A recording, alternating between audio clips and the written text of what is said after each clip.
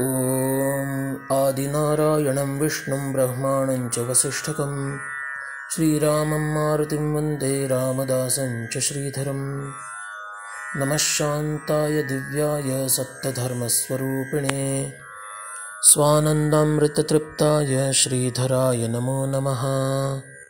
गुरुर्ब्रह्मा गुरुर्विष्णुर्गुरुर्देवो महेश्वरः गुरुः साक्षात् परं ब्रह्म तस्मै श्री गुरवे नमः। जय जय रघुवीर समर्थ। ओम। सर्वप्रथम सभी श्रोतारूपी ईश्वर को मैं वंदन करता हूँ और सद्गुरु भगवान श्रीधर स्वामी महाराज के परम पवित्र चरित्र का जो हम चिंतन कर रहे हैं उसको प्रारंभ करता हूँ। कल के प्रवचन में हमने देखा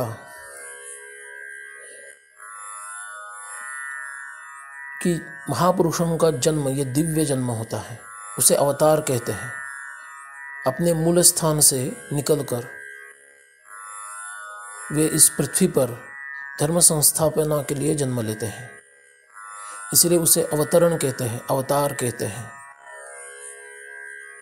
अपनी मूल अवस्था से नीचे उतरकर आना, इसका अर्थ अवतार है।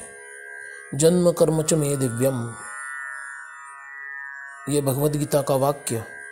मेरा जन्म व मेरे कर्म ये दिव्य है और उन्हीं भगवान से अभिन्न रहने वाले ये महात्मा गण, इनका भी जन्म और इनका भी कर्म दिव्य रहता है। और ईश्वरी प्रेरणा से ही श्री नारायण राव पत्की और उनकी पत्नी कमलाबाई, इनके यहाँ श्रीधर स्वामी महाराज ने जन्म लिया, अवतार लिया।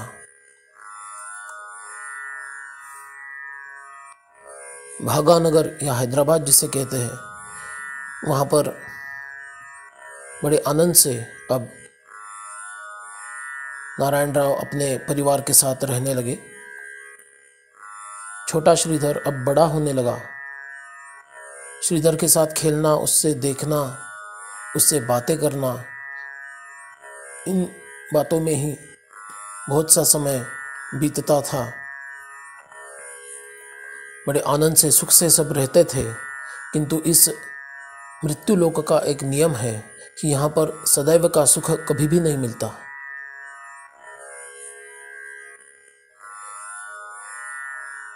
सद्गुरु समर्थ रामदास स्वामी ने अपने करुणा स्तोत्रों में कहा है, सुख सुख मनता है दुख ठाकू न आले। सुख की हम अपेक्षा करते हैं,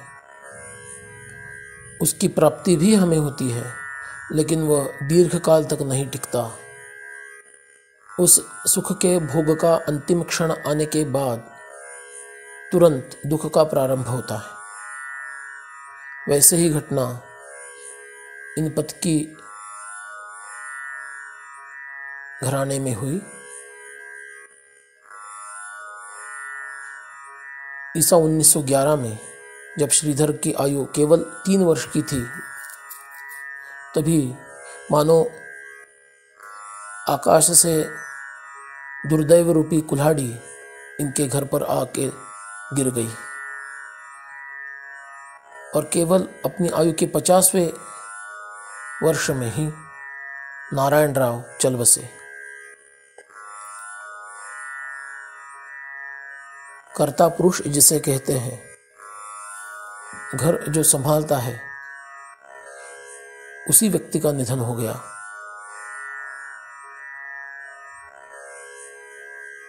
मानो हाहाकार मच गया। दुर्दैव की परिसीमा। कमलाबाई बहुत दुख करती थी। छोटे श्रीधर को समझ में नहीं आता था कि माँ रोती क्यों है।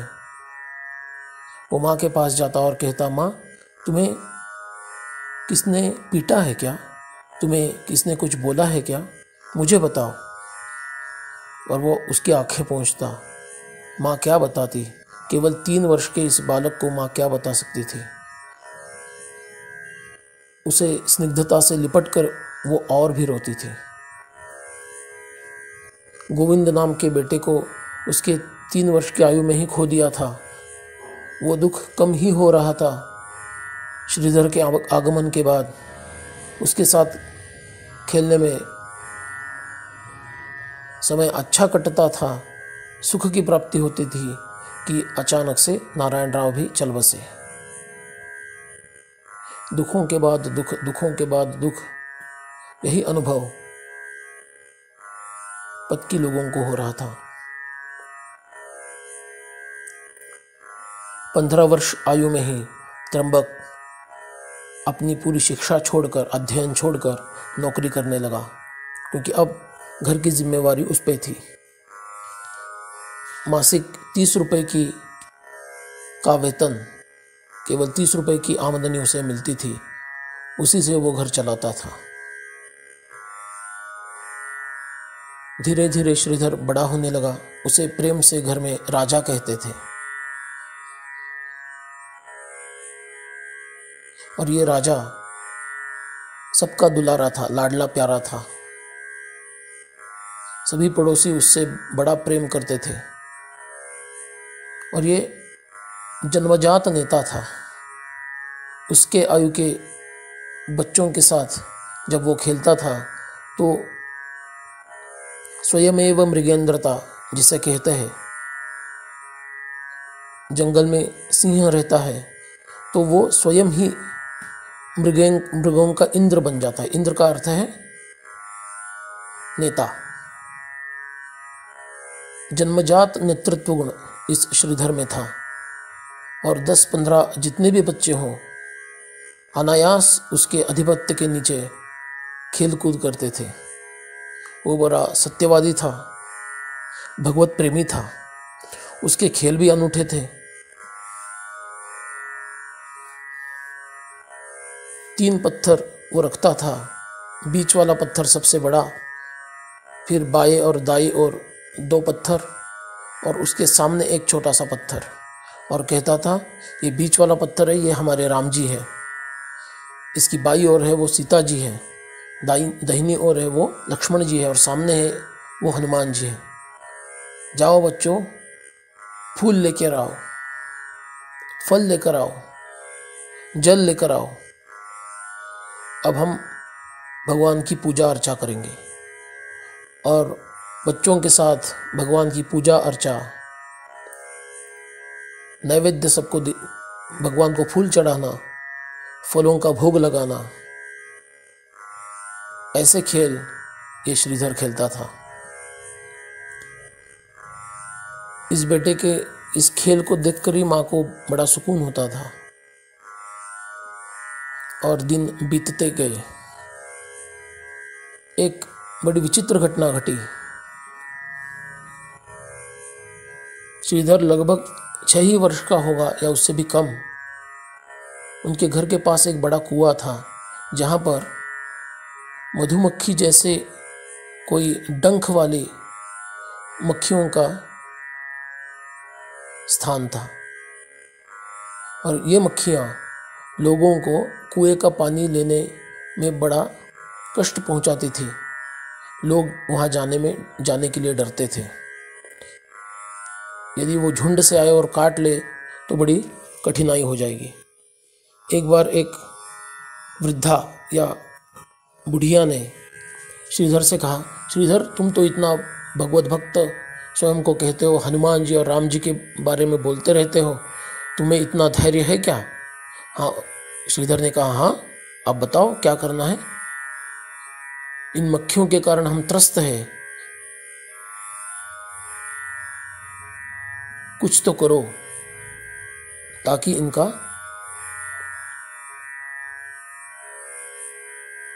जो ताप हमें होता है वो ताप बंद हो जाए।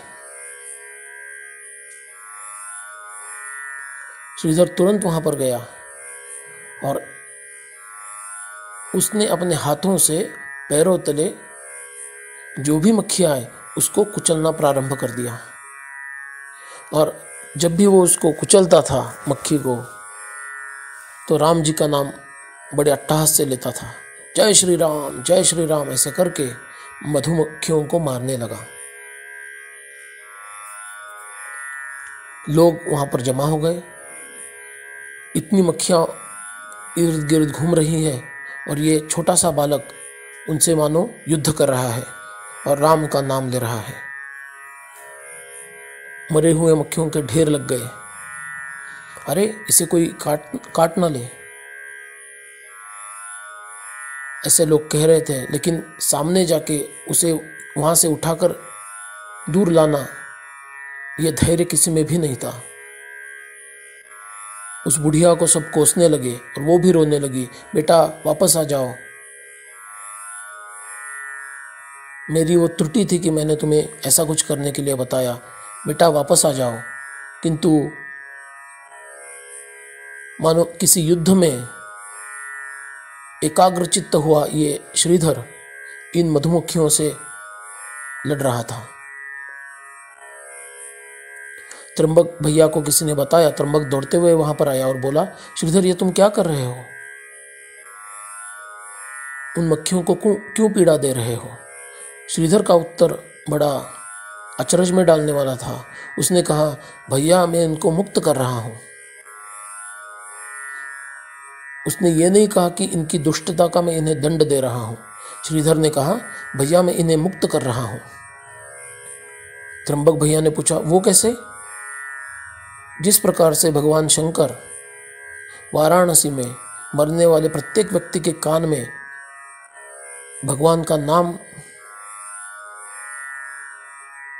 कह देते हैं और मृत्यु के बाद उसकी मुक्ति होती है, उसी प्रकार मैं भी इनके मरने के समय भगवान का नाम ले रहा हूँ, जय श्री राम ऐसे कह रहा हूँ और मैं इनको मुक्त कर रहा हूँ। त्र्यंबक भैया बोले, श्रीधर ये कोई बात नहीं बनी।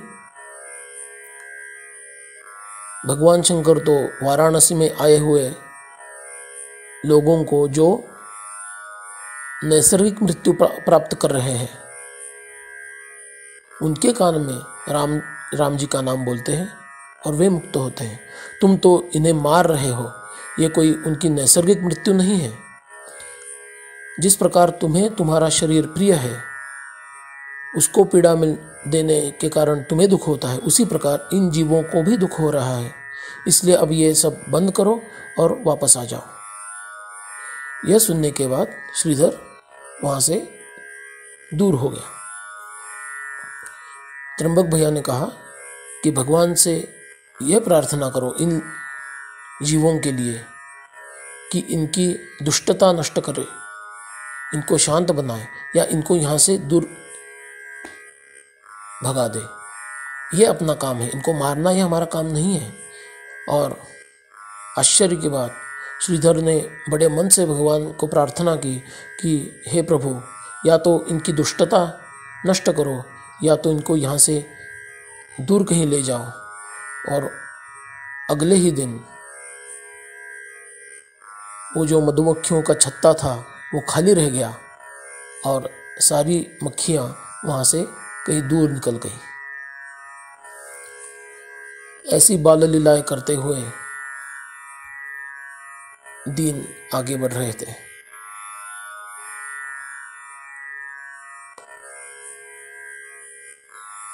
एक दिन माँ के साथ ये श्रीधर नारायण स्वामी नाम के एक रामदासी संत सत्पुरुष के मठ में जा पहुँचे दर्शन के लिए। और वहाँ पर उन्होंने राष्ट्रगुरु समर्थ रामदास स्वामी जी का एक अद्भुत तैलचित्र देखा और घंटों तक तो वो निहारते रहे। माँ ने पूछा, बेटा ये तुम क्या कर रहे हो? उसने कहा, ये चित्र मानो मुझे खींच रहा है और इन महात्मा से मेरा कोई संबंध है ऐसा मुझे प्रतीत हो रहा है। माँ ये कौन है? माँ ने बताया, बेटा ये महाराष्ट्र के सज्जनगढ़ पर या सज्जन दुर्ग में निवास करने वाले छत्रपति शिवाजी महाराज के सद्गुरु समर्थ रामदास स्वामी हैं। चलो अब घर चलो, बड़ी देर हो गई है। और इस प्रकार समर्थ रामदास जी से श्रीधर, इस बालक श्रीधर का पहला साक्षात्कार मानो इस रूप में हुआ। और यही उनके सद्गुरु होने वाले थे, ये उन्हें भी उस समय पता नहीं था और बाकी लोगों को भी पता नहीं था।